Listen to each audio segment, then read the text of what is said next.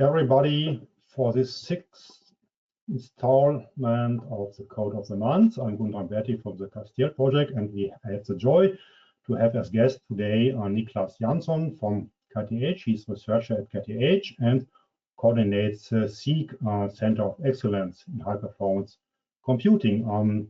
Niklas will present us some details on the code NEKO, which is this high resolution CFD code based on spectral elements, and he will tell us why this type of code is particularly suitable for the highest end of current HPC systems. So, Niklas, the floor is yours. Thank you, Guntram. I should try to get the slides are showing. I can also turn on the camera as well to say hello. So again, thank you, Guntram, for the introduction. So yes, I'm Niklas. I'm from PDC, the HPC Center at KTH. So I'm going to present our work on developing this new framework that we call NEKO. So we try to make it modern, portable, so that we can target current and upcoming computer architecture as well. So as a motivation, so we are into computational fluid dynamics. And this is actually a very interesting topic when it comes to this theme of exascale and large-scale computing.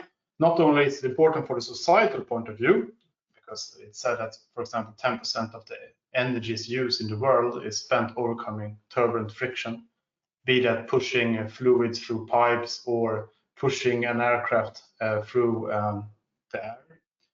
The problem is that in order to make better designs in this, you need to do very detailed simulation that are very, very costly.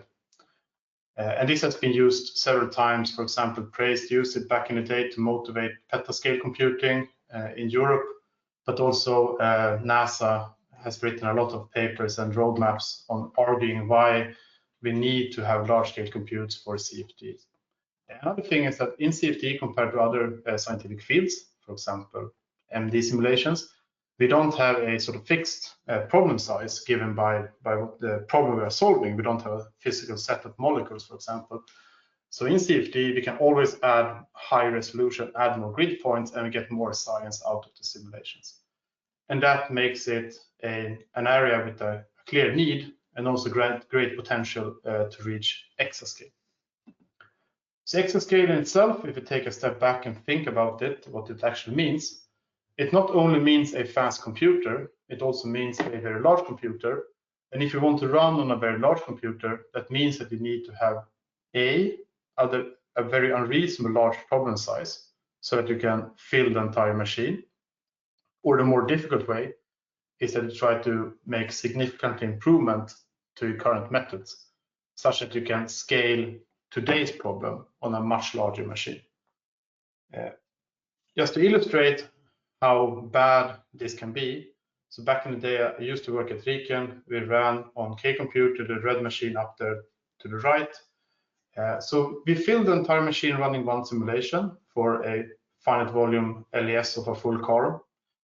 That needed around 100 billion grid points to run efficiently. So K-Computer was the fastest machine in the world, but it was only 10 petaflop, more than 500,000 cores.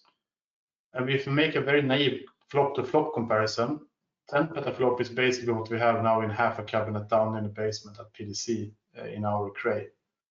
And then you can get nightmares when you think about what kind of problem size you need then to fill the 380-ish petaflop LUMI if you do this comparison. So of course, this will not fly. We cannot just artificially inflate our problem size to fit the machines. We need to do some work on the numerics and algorithms. And the solution here, it has been known even for CPU codes for a long time. High order method is the way to go forward. They will give a lot of nice numerical properties, but also they are much better suited for modern hardware, which in the current day and age means accelerators. So just one more thing, introduction and motivation here is that accelerator, of course, is very fast, but they have another problem. So in a figure down to the right, we see the performance of one important kernel in our simulation, and the red line there is an NVIDIA A100, and the red line is the AMD EPYC 7742 CPU, and the green one is the NVIDIA A100. So typical for accelerators, we see that they are very fast when they have a lot of data to work with. So on the x-axis here is the number of elements. And that will then kind of contradicts what I said before, because I said we want to scale out our current problem. So it means that we are trying to target the difficult region to the left, where the accelerator might not be as happy as it is with a lot of data. So keep that in mind, and going forward, if we look at what kind of machine we have around these days, we can go and look at the top 100 list from November. And we see that we have a big mix of both accelerated and CPU machines. I mean, Frontier accelerated. So 1 and 2 is accelerators, 3 as well. Number 4 is still CPU. And then we have the European, Lumi, and Leonardo both having accelerators. So it means that if we want to have a portable CFD code, we need to be able to do two things. We need to run on GPUs and CPUs efficiently. And we also need to support various hardware vendors. Because if you look at the list, we see we have everything from AMD GPUs, NVIDIA GPUs, to Intel GPUs as well. So it put a lot of requirements on the code that you are using. Because if you're in CFD, you really want to target the top tier of this list in order to be able to run. You don't want to say no to a machine. So we had this problem in the past at KTH. We were using a code called NEK 5000 that has been giving us tremendous amount of science. It was written in Fortran 77, and now we realize that the future world would then be accelerator based. We needed to find a solution moving forward. So we had a lot of discussion if we're going to try to retrofit accelerator support to NEK 5000 by adding OpenACC or OpenMP pragmas. But after some trials, we realized that we don't get the performance out of it that we need. And we still didn't have a good option for certain. We saw different performance variation between, for example, AMD and NVIDIA and also Intel going with this directives approach. So we said we needed something new. And then we went back to the drawing board and said, are we doing the right numerics as a start if we're even gonna go with a new code? So we wanted high order, and high order at KTH means spectral elements. So it essentially is finite elements, but with a high order, so that's a lot of grid points. So basically you have your, in our case, hexahedral elements, as you see up here on the right. And then each of these elements are then filled with a lot of degrees of freedom, so that you get a lot of compute per element. And we know this is very efficient to implement even on CPUs, because in the end you get down to this level 3 kind of blast operation. To make it scalable, you have to realize that it's too expensive to assemble your sparse matrices. So everything is done matrix free. And then you need to pay a lot of attention on tuning certain communication kernels between the element that is referred to as scatter. So the two key points here to make spectral elements efficient, you need to have these tensor product operations, which becomes when you assemble these elements. They have to be fast. And secondly, you need to do the scatter operation between the elements fast as well. So compared to other codes like high order finite volumes, our communication stencil between elements in spectral elements is only of a unit depth, which means that we only need to communicate a very small fraction compared to high order finite volume codes, for example, which has a very wide communication stencil due to all the ghost points. So we know that the numerics is good, but we need a new code. So that's why we have created this new portable spectral element framework called NEKO. So currently it's limited to Navier-Stokes with some additional scalar equations. So we can do temperature, for example. But we have put a lot of focus on getting the matrix-free formulation, these small tensor products fast on various architectures. And also the gather scatter operation is running at peak efficiency. So we're sharing a lot of the methods from NEK 5000 and related codes, but we have departed from Fortran 77 and rewrote everything into modern Fortran 2008. I should not say rewrote, it's a new code, but the design is completely different. So we are designing the entire solver as sort of a solver stack, as you see in the middle.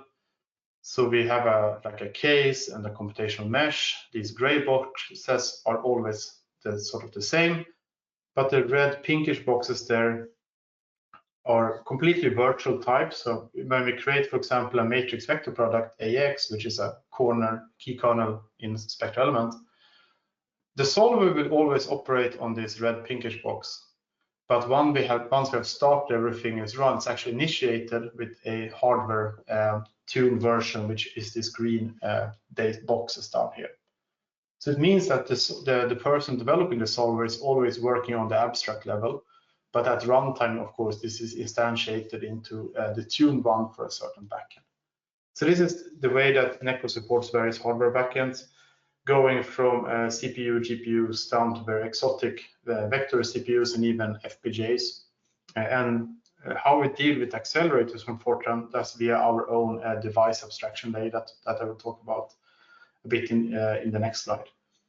But if we think about performance here, and we look at the slide to the right, this is NEKO running a Telegreen Vortex case on a set of different European machines. I don't expect you to be able to read maybe the labels, but I can add some legends into the figures. So we see that we have several CPU results to the right. In the middle, we have one vector machine. And then to the left, we have a lot of various GPU clusters. And on the x-axis here, it's processing elements. So that means a CPU core, a vector core, or one logical GPU. So not dwelling too much into the scalability of this plot of the performance, the key take home from this one is that for the scientist, this is the same Fortran file describing the Telegreen Vortex case. And then NEKO automatically will then run on the backend it has been compiled for. So that's great for the scientist, but of course, create a bit of a nightmare for us developers. So that this has also morphed into an exercise into modern software engineering. We do a lot of testing using PF unit, verification, validation using Reframe, and then rely on modern deployment tools like SPAC. So you can easily log into most of this machine on the top 6 there, and then you have to SPAC install NEKO plus some options, for example, CUDA, and then you have NEKO installed and up and running on Leonardo, for example. And I just mentioned that we're a bit too happy about our domain name. We actually managed to get neko.cfd as our homepage. So if you're interested, you can find more information using that simple address. So let's dive into a bit more technical details here. So the device abstraction layer I mentioned, we did some tests using directives. We realized fairly quickly that this will not give the performance that we were after. So we realized that we need to kind of replicate what we need from the accelerate APIs. So we have inside NEKO that we are writing a lot of C interfaces so that Fortran can call relevant part of the APIs. So for example, we are replicating the HIP API. So you can call HIP malloc, for example, to get some memory allocated on an AMD device. Same for CUDA and same for OpenCL as well. So how it works is then that we have this layer is just prefixed with device. For example, device alloc, as you see down to the right, will then fall down to CUDA malloc, HIP malloc, or CL create buffer, depending on which backend you have compiled NEKO for. So that's how we interact with the device on the memory management, but inside the code itself, we have a lot of derived types, for example, describing a flow field. And then you always have a normal Fortran allocatable array for the CPU data, but you also have a C pointer for possible allocations on the device. Which means that we always can associate between CPU and GPU data for the same type. And to be able to find this mapping deep down in our call tree, when we might have actually done just this allocatable array left, we also have a hash table that are associating these two addresses so that we associate the CPU address with device address as well. And some of you then might think that this is exactly what OpenMP or OpenACC provides for you. Yes, that is true. But we realized early on that when we tried this, it was so many bugs, especially since we relying a lot of object orientation, that we got a lot of implicit memory copies, which of course hopefully will be fixed in OpenMP in the future, but we couldn't really wait for that, so we decided to roll our own interface that we have full control of. So that is sort of covering the memory management part. When it comes to launching kernels on the device itself, they are also launched from this object hierarchy. So for example, one of these green boxes there might be a GPU or a CUDA. So that would then go into a Fortran code that would then call a C++ or C wrapper function for the supported backend. And this would then be templated CUDA heap code or heavily pre-processed macro C code for the OpenCL backend, such that it can nail down runtime parameters like polynomial orders or certain kernel sizes for the meshes. It has turned out to be very important to actually have different code paths for different vendors, because even CUDA and HIP is very similar. We have to actually pick, given a polynomial order and a problem size, different kernel strategies on the different vendor cards to get the peak performance. So every time we launch a new kernel, we actually do a check if we have found the fastest kernel. If not, we run a test suite and then we store the fastest polynomial order for our current problem during runtime. And it's important that this also supports various polynomial orders, because we're running what's called like a multi-grid based on the order. So we need to actually be able to run fast on a range of different polynomial orders for our problems. So this is more on the how we interface with the GPU, and also how we make sure that the GPU kernels are fast. The next thing that we need to have fast is also communication. And here we learned a lot from working with the NEKO Essex Aurora vector card, which really needs long vectors to operate efficiently. So compared to other spectral element-based code, we are using what's called topology-aware optimization for this, because scattering itself is a lot of indirect addressing, which is mostly non-injective, which means that it cannot really be vectorized. And it comes to, because you need to basically go from a limited address range to a large address range that you cannot represent on one node. So you need to do this a lot of lookup in various tables. So from a sort of a geometric point of view, if you have these elements here, we realize that all these red points, which are on the facet between elements, they will only have a single neighbor. So if you then need to do this gather scatter operation on the red points, they will always be injective and then vectorizable. So they will be able to operate very fast. Then we have some sad points, the green ones, which will be corners or edges in 3D. And they can have arbitrary number of neighbors, since we sort of have a unstructured mesh of these hexahedrons. So of course, these cannot be made directly injective, so we cannot vectorize them as good as the other ones. But luckily, the number of green points are much less than the red points. So the way we do this is that we are sorting all the red points and put them last in a long vector. So the way we're numbering when we're numbering these points internally. And then the green points we put first, and then we identify which ones are corresponding to each other, so that we have smaller blocks that will be vectorized, but short vector lengths there as well. So this gave a lot of performance on the vector card, and that was actually very good prior work when we moved this to the GPU later on, because it was directly applicable, and the GPU was quite fast with this setup as well. Another thing that I want to stress when it comes to performance of the code is also the way we're doing communication. And it's crucial here that we're overlapping communication and computation as standard in these kind of codes. Because we also have this gather scatter internally between elements, internally inside a node. So we have two kinds of gather scatter. One is the internal between the elements, because it's matrix free, and the other one is external with another node as well. So we're doing overlapping with the internal. So we start doing one operation for the external, and then we overlap when the messages are in flight. We're doing the local internal node gather scatter operation, which is without MPI. And we're not only doing overlapping, we're also using device-aware MPI. So it's very important, especially for example, Lumi, that you're using device over MPI, which means that you communicate directly from the device memory without having to copy it into the CPU itself.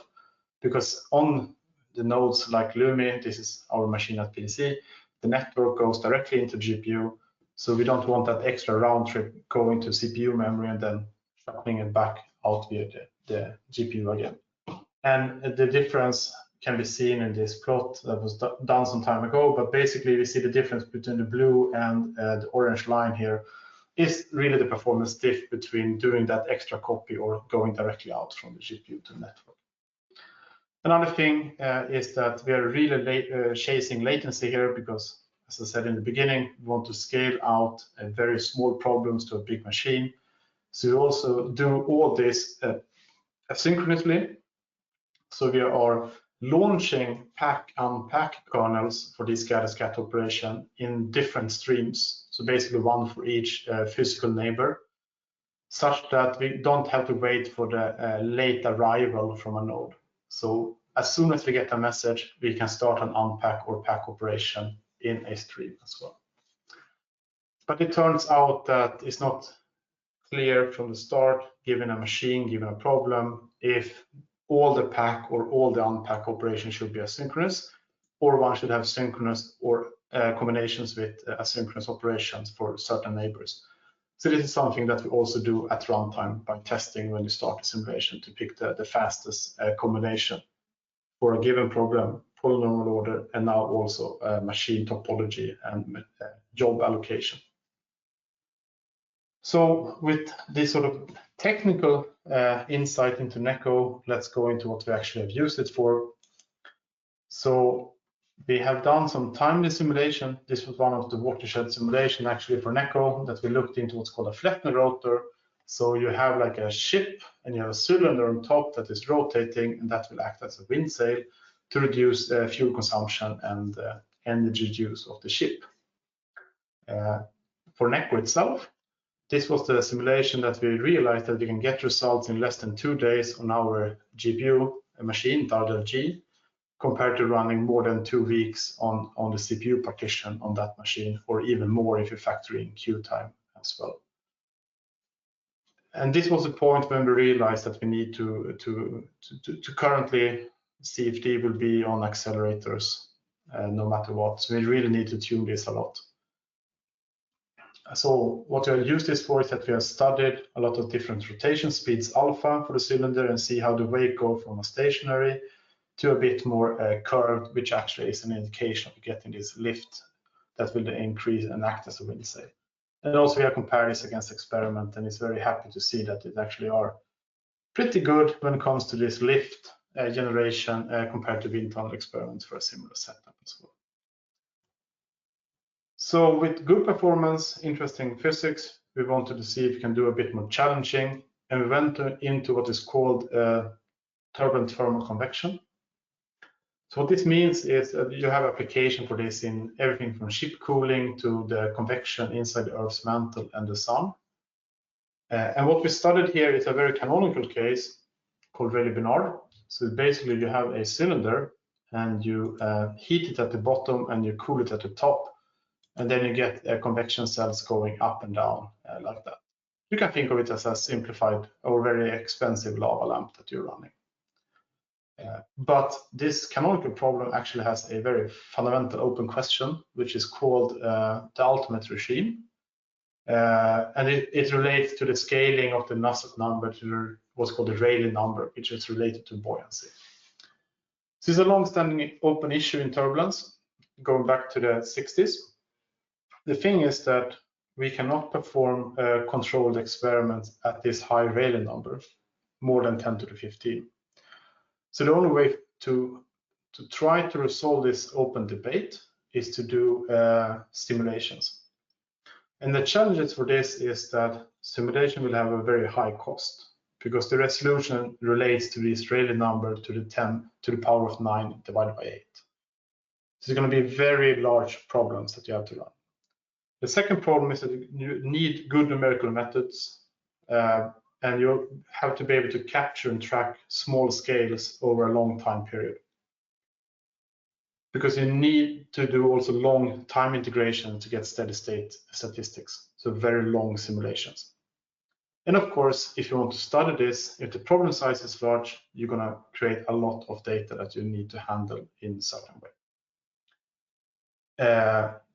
If that was not enough, what is sort of probably given is that, of course, this requires an efficient implementation of modern hardware so that you can try to address these grand challenge problems.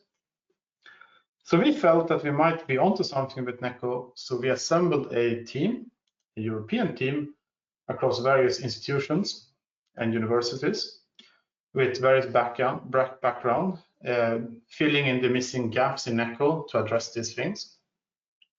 And first, we can look at the data management part. So this was based on a previous European project called Admire. So inside there, they have looked into lossy compression methods, where you basically discard the modes of the flow that you're not interested in. And then you do lossless compression of the lossy compressed data to get the data reduction down to 97% around, and with a relative error of 2.5%. And if that's not enough, you can of course tune certain parameters to get within your error tolerance as well. But if you look at the figure down to the left, eyeball norm, it looks pretty okay. But of course, statistics might be in a different ballpark. From a technical point of view, we needed to scale this. So what has been done is that we have a hybrid data compression setup. So NEKO is computing time steps, and then we need to save data. And then we do the lossy compression on the GPU. And once the GPU is done with the lossy compression, it will stream the data over to the CPU, which means that then the GPU is actually free of doing more work. So it continues creating time step, while the CPU is then doing the lossless compression and then write that to disk. So we're overlapping part of the I/O such that we can always make progress computing more time steps. So we are reducing I/O costs with this, and also reducing data size because we have this good compression scheme. So that was very good. Next thing we needed was to make sure that we can scale. So looking at the performance baseline, NEKO was part of the LUMG pilot. So there we actually had run some full machine performance tests in the past. So we were looking at a mesh size of 100 million elements with 7th order polynomial. It's a lot of data. So if you want to understand just one snapshot for this kind of problem size is 1.5 terabyte. If you want to save it to disk for one time snapshot. But more interesting, the performance from that when we ran the numbers was that during that time, we managed to get 80% parallel efficiency, going from 20, 40 to 80% of the entire machine, as you see on the plot to the right. So just to be perfectly clear, this is what is called strong scaling. So we keep the problem size fixed. So at 4,000, it's 100 million. At 16,000 GCDs, it's also 100 million elements for the problem size in total. So it really shows that we can retain 80% parallel efficiency going up to basically the entire Lumi machine with the code. This is, of course, a very good result, but we were a bit reluctant. We really wanted to close this gap such that we can then potentially scale even further on bigger machines like Frontier. So we went back looking at the numerics. What we do in every time step is that we're basically solving 4 sets of linear systems. We are solving 3 velocity components, 1 for each direction. That's done with a conjugate gradient method using what's called a Bloch-Jacobi preconditioner. This is very fast, both numerically and also very scalable. So that is very difficult to improve. The next thing is the pressure solver, which is using a GMRS method with an additive overlapping Schwartz preconditioner. This is, of course, the expensive part. Pressure is always expensive. So you need a very efficient preconditioner, and this additive overlapping Schwartz preconditioner is very efficient. But it might have some implication on like GPUs, for example. So just to give you an illustration, here's a sketch of the preconditioner. It has 2 components. The right part is basically just a fast diagonalization method. We know how to make this very fast. And the left part is more or less that you solve a finite element problem on linear element. So as I hinted, on a GPU, we know this is scalable. And we're using pipeline conjugate gradient solvers for this coarse grid problem on linear elements. And we fix it a set of maximum iteration so that we don't solve it completely. Yes, because the preconditioner, we just do 5 or 10 steps, and then we continue inside the preconditioner cycle. The problem is, as I hinted, is that on linear elements, we don't have enough data to keep the GPU busy. And that can also be looked if you look at a trace from a GPU. At the top line here, that is the GPU activity, and we see it's very fast. So FTM here is the right part of the preconditioner.